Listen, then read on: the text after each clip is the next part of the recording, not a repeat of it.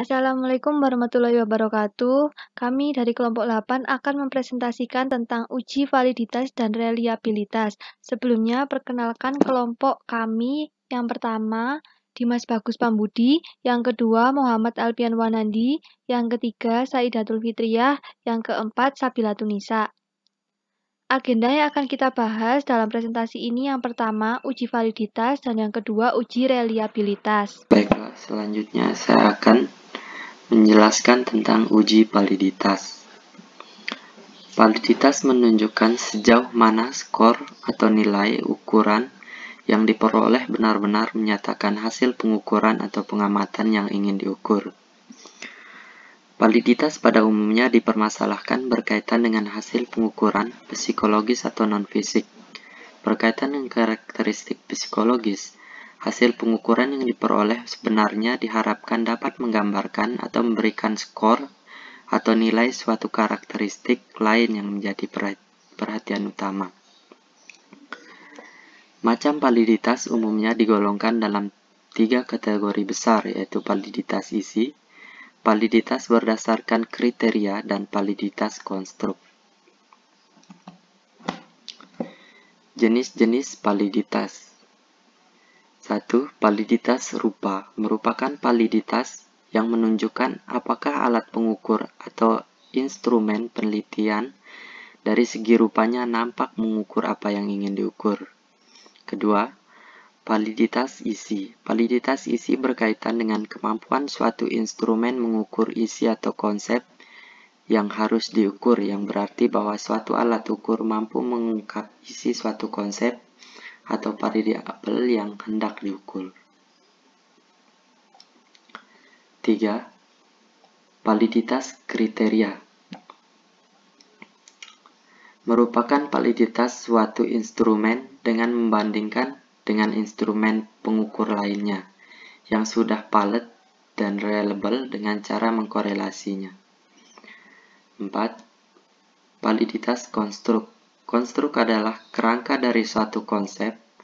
Jadi validitas konstruk adalah validitas yang berkaitan dengan kesanggupan suatu alat ukur dalam mengukur pengertian suatu konsep yang diukurnya.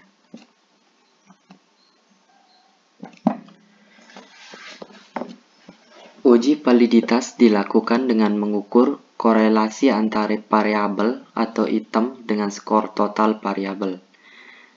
Cara mengukur validitas konstruk yaitu dengan mencari korelasi antara masing-masing pertanyaan dengan skor total menggunakan rumus teknik korelasi produk momen, di mana rumusnya sebagai berikut.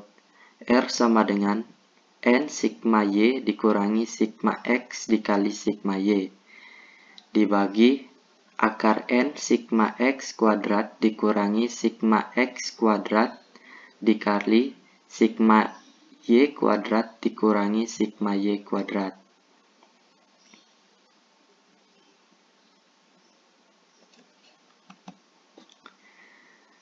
Langkah-langkah uji validitas.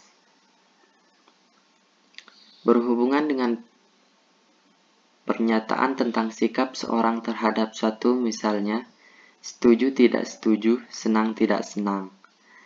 Langkah-langkah uji validitas bagi berikut. Pertama, kumpulkan sejumlah pernyataan yang sesuai dengan sikap yang akan diukur dan dapat diidentifikasi dengan jelas. 2. Berikan pernyataan di atas kepada responden. 3. Responden dari tiap pernyataan dihitung dengan cara menjumlahkan angka-angka dari pernyataan. Selanjutnya, mencari pernyataan yang tidak dapat dipakai dalam penelitian dengan cara melihat 1. Pernyataan yang tidak diisi dengan lengkap oleh responden. Kedua, pernyataan yang secara total responden tidak menunjukkan korelasi yang substansial dengan nilai totalnya.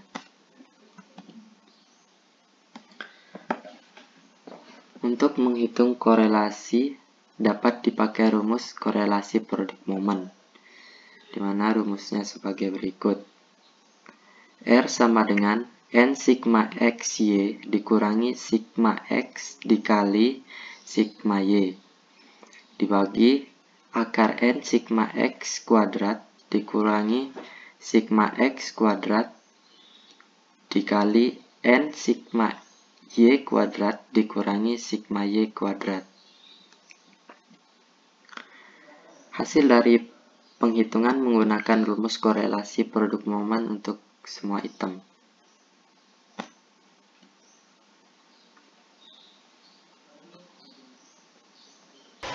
Uji reliabilitas. Reliabilitas berasal dari kata reliability. Menurut Sugiharto dan Situnjak pada tahun 2006 menyatakan bahwa reliabilitas menunjukkan pada suatu pengertian bahwa instrumen yang digunakan dapat dipercaya sebagai alat pengumpulan data dan mampu mengungkap informasi yang sebenarnya di lapangan. Alat ukur yang digunakan sama, yang akan memberikan hasil yang sama, apakah dua orang akan memberikan penilaian skor yang mirip. Penelitian dapat dianggap diandalkan jika memberikan hasil yang sama konsisten untuk pengukuran yang sama, tetapi tidak bisa diandalkan bila pengukuran yang berulang-ulang memberikan hasil yang berbeda. Tinggi rendahnya reliabilitas secara empirik ditunjukkan oleh suatu angka yang disebut nilai koefisien reliabilitas. Reliabilitas yang tinggi ditunjukkan dengan nilai RXX mendekati angka 1.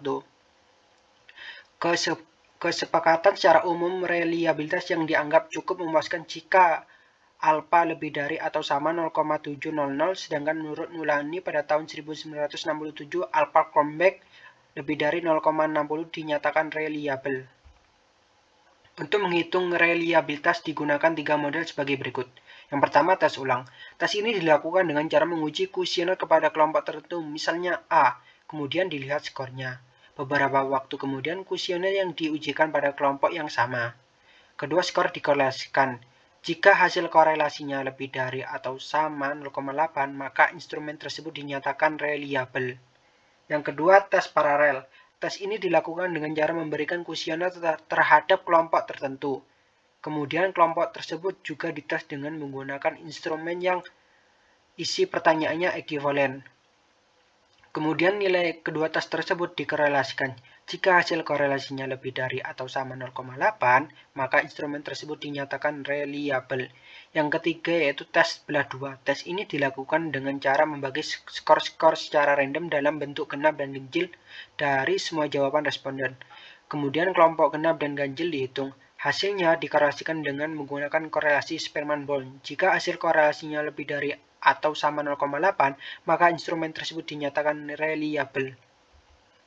Untuk rumusnya sendiri bisa menggunakan pengujian reliabilitas instrumen yang dengan menggunakan rumus alpha Cronbach karena instrumen penelitian ini berbentuk angket dan skala bertingkat. Untuk rumus yang pertama yaitu R sama dengan buka kurung N per N dikurangi 1 tutup kurung dikalikan buka kurung 1 dikurangi sigma alpha 1 kuadrat per alpha 1 kuadrat tutup kurung. Rumus lainnya bisa menurut Spearman-Bolt yaitu RTT sama dengan 2 dikali RHH per 1 ditambah RHH. Menurut Flanagan sendiri, RTT sama dengan 2 dikali buka kurung 1 dikurangi S1 kuadrat ditambah S2 kuadrat per ST kuadrat tutup kurung dikalikan RTT sama dengan 2 dikali buka kurung 1 dikurangi S1 kuadrat ditambah S2 2 kuadrat per ST kuadrat tutup kurung. Untuk rumus lainnya yaitu S1 kuadrat sama dengan sigma X kuadrat per N, X sama dengan X dikurangi X bar. Untuk rumus yang kedua, S2 kuadrat sama dengan sigma Y kuadrat per N, Y sama dengan Y dikurangi Y bar. Untuk rumus yang terakhir yaitu ST kuadrat sama dengan sigma dikalikan buka kurung X ditambah Y tutup kurung kuadrat per N. Nilai alpha Cronbach. Jika nilai alpha lebih dari 0,70 artinya reliabilitas mencukupi. Nilai alpha lebih dari 0,80 artinya reliabilitas yang kuat. Sedangkan nilai alpha lebih dari 0,90 artinya reliabilitas yang sempurna. Jika nilai alfa antara 0,70 sampai dengan 0,90 maka reliabilitas tinggi. Nilai 0,50 sampai dengan 0,70 maka reliabilitas moderat. Dan nilai kurang dari 0,50 maka reliabilitas rendah. Jika alfa rendah, kemungkinan satu atau beberapa item tidak reliable. Baik, terima kasih atas penjelasannya rekan Dimas. Yang selanjutnya yaitu contoh soal uji validitas dan uji reliabilitas. Seorang farmasis memberikan kuesioner tentang tingkat kepuasan pasien terhadap daya tarik fasilitas fisik, perlengkapan, dan material yang digunakan di rumah sakit X, serta penampilan yang digunakan petugas kepada 40 responden dengan tarif kesalahan 5% atau alfa 5%. Berikut kuesioner yang diberikan. Nah, ini adalah daftar pertanyaan yang diberikan kepada 40 responden dan ini adalah kolom tanggapan pasien atau 40 responden tadi. Yang mana SP yaitu sangat puas, P puas, CP cukup puas, dan TP tidak puas. Dari kumpulan kuesioner-kuesioner tadi didapatkan hasil berikut. Yang mana tadi ini hasil dari 40 responden, ini 40 respondennya, dan ini adalah hasil dari jawaban dari para responden dari pertanyaan-pertanyaan tadi.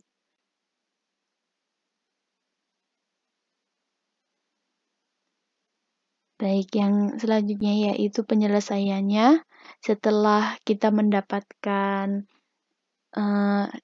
hasil tadi, kemudian seluruhnya tadi setiap masing-masing person atau responden itu ditotal.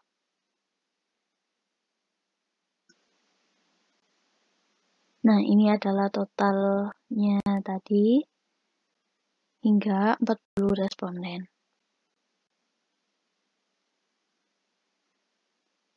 Kemudian akan dilanjutkan oleh kembali ke rekan Dimas. Mencari R hitung. Responden dari 1 sampai 40 menghasilkan X1 dengan jumlah 126, Y dengan jumlah 858, X1 kuadrat dengan jumlah 420, Y kuadrat dengan jumlah 18.750, X1Y dengan jumlah 2.757. Untuk rumusnya sendiri yaitu R sama dengan N sigma XY dikurangi sigma X dikalikan sigma Y per akar kuadrat N sigma X kuadrat dikurangi sigma X kuadrat dikalikan N sigma Y kuadrat dikurangi sigma Y kuadrat. Untuk contoh soalnya yaitu RA1 sama dengan 40 dikali 2757 dikurangi 126 dikalikan 858 per akar kuadrat 40 dikalikan 420 dikurangi 126 kuadrat dikalikan 40 dikalikan 18.750 dikurangi 858 kuadrat menjadi 110.280 dikurangi 10.8108 per akar kuadrat 16.800 dikurangi 15.876 dikalikan 750.000 dikurangi 736.164 menjadi 2172 per akar kuadrat 924 dikali 13.836 menjadi 2172 per 30,397 dikalikan 117,627 menjadi 2172 per 3.575,5 dengan hasil 0,607 dan seterusnya. Pada tabel produk momen kita bisa ketahui bahwa hasil yang didapat dari N dengan jumlah 40 berada pada 0,312.